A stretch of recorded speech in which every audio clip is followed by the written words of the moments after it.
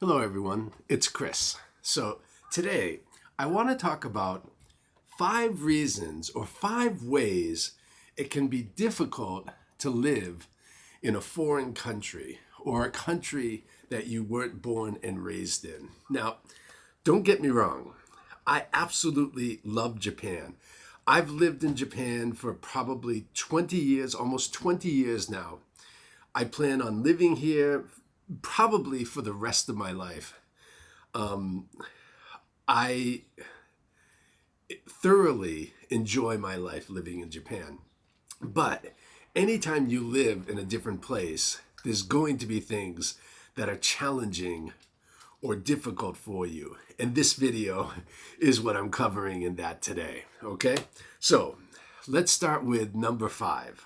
Okay? And I guarantee you will never guess what number 1 is. I guarantee you won't guess number 1. But let's start with number 5.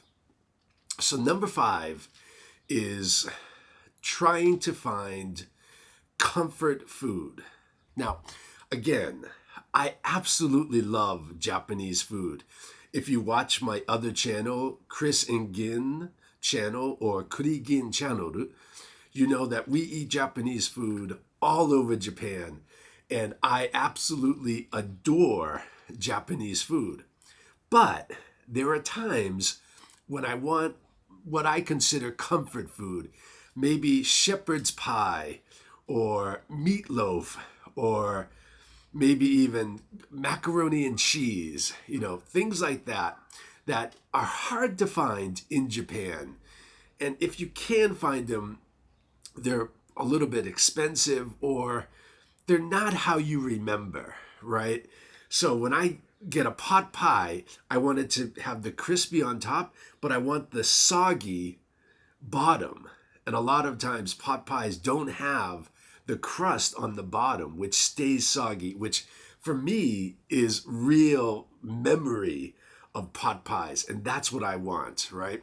If I want a shepherd's pie, it has mashed potato on top, and then under it corn, and then on the bottom it has meat. It has ground beef. Now there's many forms of shepherd's pie, but that's the shepherd's pie that I grew up with and is very difficult to find in Japan. I can try to make it, but I'm not really great at making it. So just in general, when I want some kind of a comfort food, they're a little bit difficult to find or a little bit difficult to make because you can't find all of the ingredients. So that was number 5. Number 4.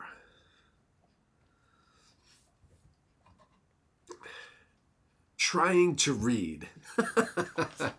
If anyone knows, Japanese is a very complicated reading system. So they have the Chinese characters, they have what's called Kanji, the characters, right? They have Kanji, they have hiragana, and they have katakana. So they have 3 writing systems. We just have the alphabet, right?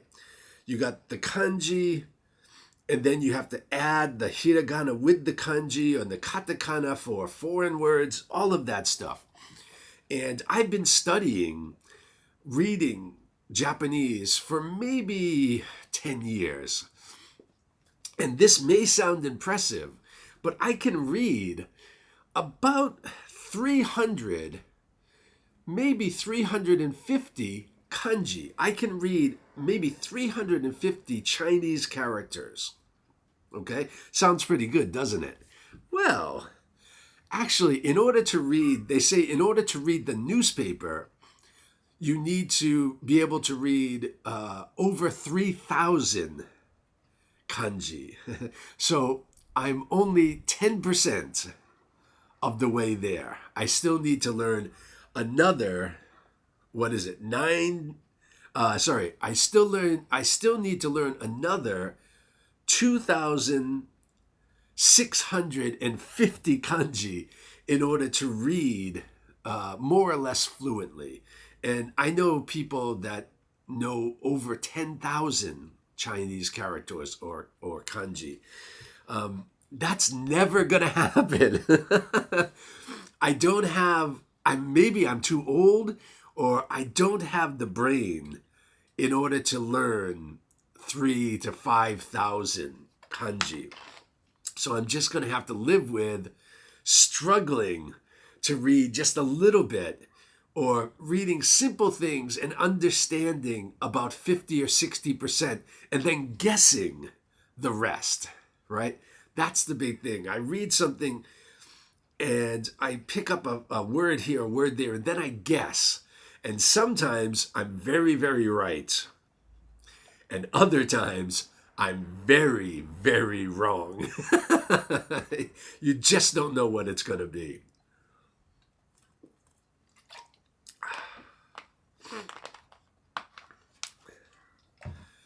Number 3, driving. So I have a driver's license in the United States. I have been able to drive a car since I was 16 and a half years old. So I've been driving for over 40 years, 45 years. But as a long-term resident, I'm a permanent resident of Japan, my visa. As a long-term resident, in order to drive, I have to get a Japanese driver's license. That is fair, right? I should have to get a driver's license. Guess who's not a very good driver? Yeah, it's me. So I am incapable of getting a driver's license in Japan. Now, fortunately, Japan has a great public transport system. So you can go anywhere in Japan using the trains, buses. They have high-speed trains. They have planes, anything that you want. You can get there pretty easily, not too expensive. The trains are very clean, efficient. They have a really great public transport system. I also ride my bike everywhere. So I don't have a problem, and it's pretty easy to live without a car. There's just occasionally times where, for example, I want to go to Costco, or I want to go to IKEA. Now, both of those places are away from the station. And also, when you go, you buy usually big items. So if I go to those places, I want to have a car and I want to drive there, but I have to rely on other people to take me to these places. So although it's a small inconvenience, it is an inconvenience not to have a driver's license in Japan. And that's 100% my fault. I can't pass the test because I'm not a very good driver. Number 2, trying to be funny in a foreign language. Now, I'm not a comedian, obviously. You can tell that by listening to me. But I think of myself as being relatively witty, relatively clever, sometimes pretty funny.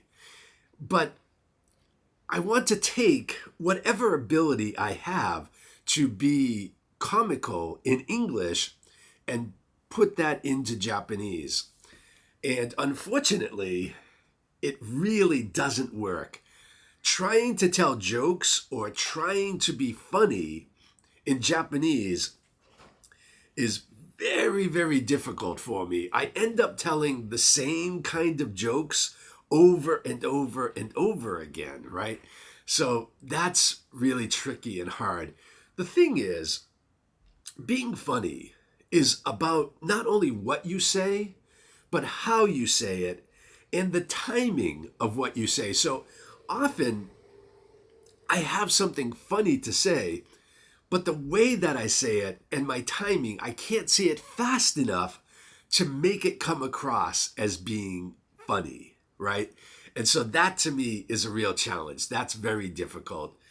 And, you know, I want to make people laugh, and I want people to enjoy my company.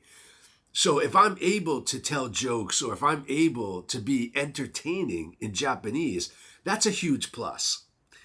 And basically, I don't have that. So, however funny I think I am in English, I'm 25% that level in Japanese. And that for me is a little bit, can make me a little bit sad when I'm wanting to have people around me laugh and enjoy my company. That's number two. That's number two. Number one. So this experience happened to me the other day. And it's not being able to sing the songs. So think of this. When you listen to an old CD, or for example, in my situation, I turn on music from the 80s or 90s, mostly the 80s in English, and I hear the songs, and I can sing every single lyric. I know all the words, right? So, if I'm with my friends, we're all singing together, and we're enjoying this memory and this experience together. And every single word comes back. I haven't heard the song in 20 years, and I hear it, and I'm like, oh, and I know every lyric, every word, right? But I had this experience recently. I'm in the car, and there's 4 people. 3 people are Japanese, and 1 is myself. And we're listening to 90s J-pop, so 90s Japanese pop music. And all these songs I know. I know the songs. Like, I know the sound, I know the music, but I can't sing along. Because my Japanese is pretty good. I'm very conversational. 別に普通に日本語で喋ってたら、会話ぐらいで全然大丈夫と思うけど、but when it comes to learning lyrics of a song, that's above my pay grade. That's higher than my level. So I can learn bits of it, especially if they have English, if they have English words, or I can learn, small sections of the song, but I can't remember all the lyrics. So we're here listening, and everyone remembers these songs, and 3 people are singing all of the lyrics. And I'm, just doing da da da da da da da da da da da da da da da da. So I'm just humming along, and it's not a big deal, right? Because I know it, I'm enjoying it, I'm still having the memories of listening to the song, but I'm not able to join in on the same level and partake in that experience on the same level as everyone else. And like I said, it's not that big a deal, but it is something you feel, and it is something different, because if those words were in English, I'm singing all the words, I'm singing all the songs, and I'm joining in. But because they're in Japanese, I've learned a few Japanese songs. But in order to learn the songs fully, it takes me a really long time and a lot of effort and energy. So for just songs that I like, I never fully learn the lyrics. I just learn bits and pieces of it, right? So those are my 5 top reasons it can be difficult to live in a foreign language or a foreign country. So what do you agree or disagree with? Do you have others that if you live in a foreign country or lived in a foreign country that you can relate to, or do you have other areas that you felt are even more difficult and different from the ones that I had? Anyway, if you have, please write in the comments and I'll respond to everything that I can. Again, everyone, thank you for watching. The channel is starting to grow a little bit recently, and I thank you all. Remember, if you like food videos, please go to Chris and Gin channel, my main channel. We make great, fun, food-oriented videos over there. In Japanese, it's called Kurigin channel. And I speak English, and my YouTube partner, Gin, speaks Japanese. Again, everything's subtitles on it. So it's just a really fun enjoyable channel, I think. Again, thank you again. I will see you next time. Please remember, like, share, and subscribe.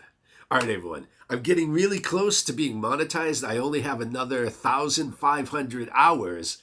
So if these videos continue to be watched, I'll get to finally be monetized for this channel, which is my current goal. So everyone, thank you for helping me get closer and closer to that goal. All right, we'll see you next time.